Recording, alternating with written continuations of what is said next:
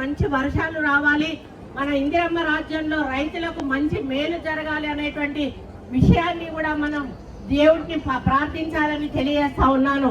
మనం ప్రతిరోజు కూడా పూజలు చేసినప్పుడు మనం కోరుకోవాల్సింది ఒకటే, మన రాజ్యం చల్లగా ఉండాలి, మన రాజ్యంలో ఉన్న ప్రజలందరూ చల్లగా ఉండాలి, మన ప్రభుత్వానికి ప్రజలను పాలించేటువంటి ఒక శక్తిని ఇవ్వాలి అని చెప్పి మనం అందరం కూడా కోరుకోవాలి.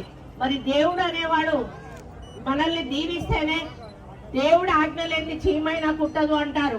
ఈరోజు మనం చేసే ప్రతి పని వెనుక కూడా ఆ యొక్క దేవుడి యొక్క ఆశీర్వాదం ఉంటుంది. మరి మనం మంచి చేస్తే మంచి ఫలితం వస్తుంది, మనం చెడు చేస్తే చెడు ఫలితం వస్తుంది. మనం మంచి చేస్తే మన పిల్లలకు, మన తరతరాలకు కూడా మంచి జరుగుతుంది.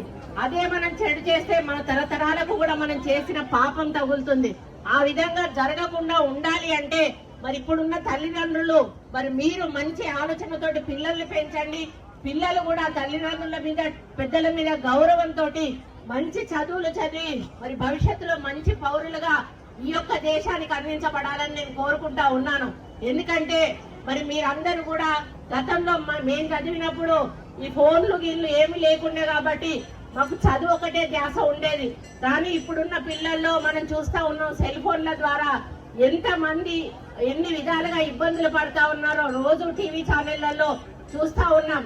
కాబట్టి దయచేసి నేను